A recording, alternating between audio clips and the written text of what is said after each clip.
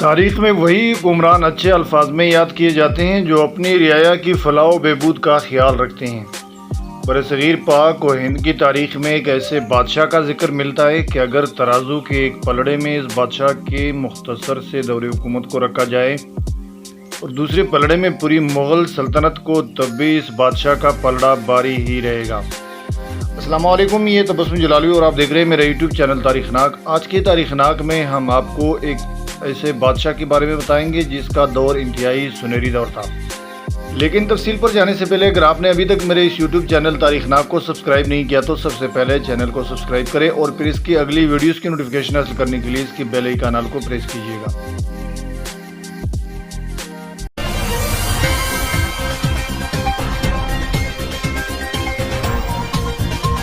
میں بات کر رہا ہوں ہندوستان کے قابل ترین اور انصاف پسند فرمان روا شیر شاہ سوری کی، جنہوں نے مغل بادشاہ بابر اور اس کے بیٹے ہمایوں کے درمیان صرف 5 سال ہندوستان پر حکومت کی، اور ان 5 سالوں میں شیر شاہ سوری نے عوامی خدمات اور فلاحی منصوبوں کی ایسی مثالیں قائم کی کہ آج صدیاں گزر جانے کے باوجود بھی ان کے اثرات ہندوستانی تہذیب میں جوں کی توں موجود ہیں۔ کچھ لوگ شیر شاہ سوری کو مغلوں کا غدار کہتے ہوئے ان پر یہ الزام عائد کرتے ہیں کہ شیر شاہ سوری نے دوسرے مغل بادشاہ ہمایوں سے حکومت چھین کر اس سے دربدر کر دیا تھا۔ لیکن اس دور میں تخت و تاج حاصل کرنے کا یہی رواج تھا کہ جو زیادہ طاقتور، جرأت مند اور اہل ہوتا وہی عنان حکومت سنبھالتا، جبکہ مغل بادشاہ ہمایوں کسی شعبے میں شیر شاہ سوری کی برابری نہ کر سکتا تھا۔ پہلے مغل بادشاہ ظہیر الدین بابر میں یہ تمام جوہر موجود تھے، تبھی تو وہ فرغانہ سے چل کر آیا اور دہلی پر قابض ہو گیا۔ جو حق بابر کو حاصل تھا وہی شیر شاہ سوری کو بھی حاصل تھا، لہٰذا اس نے حق حاصل کر لیا۔ شیر شاہ سوری کی پیدائش 1486 عیسوی میں ہوئی اور ان کا اصل نام فرید خان تھا۔ ان کے والد کا نام حسن خان سوری تھا۔ ان کے آباء و اجداد کا تعلق افغان قبیلے سور سے تھا۔ 1451 عیسوی جب دہلی میں لودھی خاندان کی حکومت قائم ہوئی، لودھی جو نسلاً افغانی تھے، انہیں دیکھتے ہوئے بہت سے افغان سردار اچھے مستقبل کی تلاش میں دہلی عام پہنچے۔ سرداروں میں سے ایک شیر شاہ سوری کے دادا ابراہیم سوری بھی تھے۔ بعد ازاں شیر شاہ سوری کے والد حسن خان کو سکندر لودھی نے بہار کے علاقے اسرام کی جاگیر عطا کی۔ فرید خان یعنی شیر شاہ سوری اپنے والد کے 8ویں فرزند تھے۔ اپنی سوتیلی ماں کی نفرت اور سنگدلانہ رویے کے سبب فرید خان بچپن ہی میں اپنے گھر سے فرار ہوئے اور جونپور کے نواب کے ہاں ملازمت اختیار کر لی۔ یہاں رہتے ہوئے آپ نے اپنی تعلیم مکمل کی اور فنون سپاہ گری میں بھی مہارت حاصل کی۔ اپنی بے چین طبیعت کے سبب فرید خان نے یہاں سے بھی کوچ کیا اور اب بہار کے نواب خان لوہانی کے ہاں ملازمت اختیار کی۔ اسی ملازمت کے دوران اپنی آقا کی جان بچاتے ہوئے فرید خان کا سامنا ایک شیر سے ہوا۔ اس بہادر نوجوان نے تنے تنہا اس شیر کو موت کے گھاٹ اتار دیا۔ نواب خان لوہانی نے تبھی سے آپ کو شیر شاہ کا لقب عطا کیا اور انہیں اپنے قابل بھروسہ ساتھیوں میں شمار کرتے ہوئے اپنے بیٹے شہزادے جمال خان کا تعلق مقرر کر دیا۔ جب ہندوستان میں مغلوں کی آمد اور لودھی خاندان کا خاتمہ ہوا، شیر شاہ سوری مغلوں کی جنگی مہارت سے متاثر ہو کر بابر کی فوج میں شامل ہو گئے۔ شیر شاہ سوری کی اعلیٰ صلاحیتوں کو دیکھتے ہوئے مغل بادشاہ بابر نے اسے سہسرام کا نظم و نسق سنبھالنے کی ذمہ داری سونپی۔ کہا جاتا ہے کہ ایک مرتبہ شاہی دعوت کے موقع پر شیر شاہ سوری نے بادشاہ بابر کے سامنے سے گوشت کا ٹکڑا کھینچا اور بلا تکلف اسے کاٹ کاٹ کر کھانے لگا۔ بابر کو یہ سخت ناگوار گزری۔ بابر بڑا مردم شناس تھا۔ دعوت کے خاتمے پر بابر نے اپنے بیٹے ہمایوں کو سمجھایا، اس شخص یعنی شیر شاہ سوری سے بہت محتاط رہیے گا۔ تبھی سے مغلوں اور شیر شاہ سوری کے تعلقات کشیدہ رہنے لگے۔ طبیعت بابر کی ماتحتی زیادہ عرصہ برداشت نہ کر سکی، چنانچہ شیر شاہ واپس بہار لوٹ آئے۔ اب نواب خان لوہانی کی جگہ شہزادہ جمال نواب بن چکا تھا، لیکن وہ اول درجے کا نائل ثابت ہوا، جس کے سبب تمام نظام سلطنت شیرشاہ سوری نے اپنے ہاتھ میں لے لیا۔ شیرشاہ کے اس اقدام کے باعث نواب بنگال محمود شاہ نے شیرشاہ سوری کے خلاف کارروائی کرنا چاہی، لیکن اسے بھی ہزیمت اٹھانی پڑی۔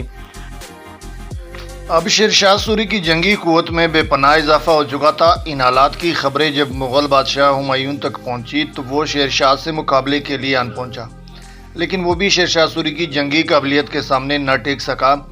وہ مجبوراً صلح کر کے واپس لوٹ گیا۔ کچھ عرصہ اس صلح پر قائم رہنے کے بعد شیرشاہ سوری نے اپنی بادشاہت کا اعلان کر دیا اور سلطان عادل کا لقب اختیار کیا۔ اب مغل بادشاہ ہمایوں نے 1540 عیسوی میں دوبارہ شیرشاہ سوری پر حملہ کیا اور ایک بڑی شکست سے دوچار ہوا۔ اس شکست کے بعد سارا شمالی ہند کا علاقہ شیرشاہ سوری کے زیر تسلط آ گیا۔ بادشاہ ہمایوں اپنی جان بچا کر بھاگنے پر مجبور ہوا۔ شیرشاہ سوری کو حکومت کرنے کے لیے بہت ہی کم وقت نصیب ہوا اور اس دوران بھی وہ مختلف جنگی مہموں اور بغاوتیں کو چلنے میں مصروف رہا۔ ان تمام تر باتوں کے باوجود شیرشاہ سوری کے فلاحی کارنامے ہندوستان کے کسی بھی فرمان روا سے کہیں زیادہ ہیں، جن میں سب سے بڑا کارنامہ شاہراہ اعظم یعنی جرنیلی سڑک، جس سے موجودہ دور میں گرانڈ ٹرنک روڈ یعنی جی ٹی روڈ کہا جاتا ہے، اس کی تعمیر ہے۔ یہ جو آج انڈیا اور پاکستان میں روپیہ نامی کرنسی کا چلن عام ہے، اس سے متعارف کروانے والے بھی شیرشاہ سوری ہی تھے۔ اس کے علاوہ سلطنت میں امن و امان قائم کرنا، تجارت کو فروغ دینا، کسانوں کو سہولتیں فراہم کرنا، ڈاک کے نظام کی اصلاح کرنے کے ساتھ ساتھ شیرشاہ سوری کا سب سے بڑا کارنامہ تمام ریاست میں عدل و انصاف پر مبنی معاشرہ قائم کرنا تھا۔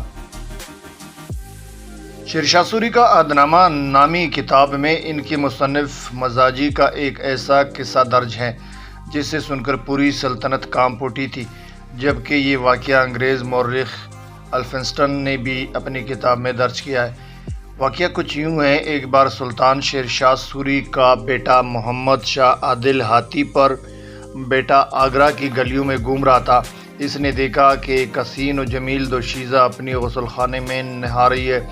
شہزادہ اس منظر میں ایسا محو ہوا کہ ہاتھی وہیں رک کر کھڑا ہو گیا اور ایک اوباش کی طرح آپان کا بیڑا اٹھا کر اس کے جسم پر مارا۔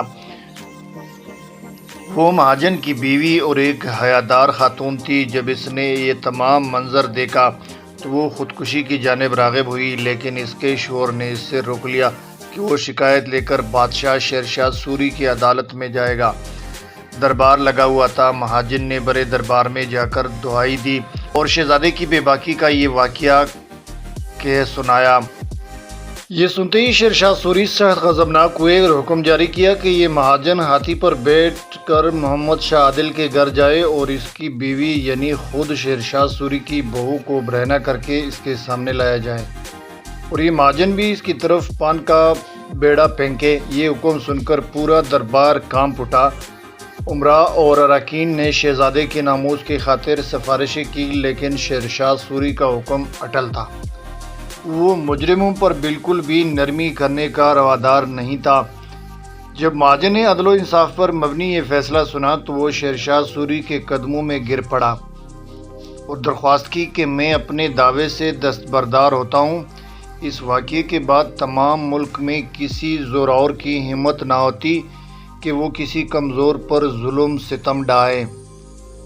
1945 عیسوی کے دوران ایک جنگی مہم میں بارود خانے میں آگ لگنے کے باعث سلطان شیرشاہ سوری نے وفات پائی۔ افسوس کہ سوری خاندان کو آپ کے بعد کوئی لائق جانشین نصیب نہ ہو سکا۔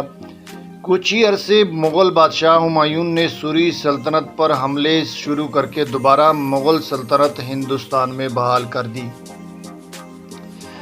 تو دوستو، یہ تھی شیرشاہ سوری کے بارے میں مختصر سی تاریخی معلومات جو کہ آپ کے گوشگزار کیے گئے۔ امید ہے آج کی یہ تاریخی معلومات آپ کے علم میں بہت اضافہ کر جائے گی۔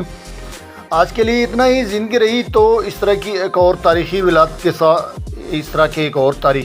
کے ساتھ بہت جلد حاضر ہوں گے۔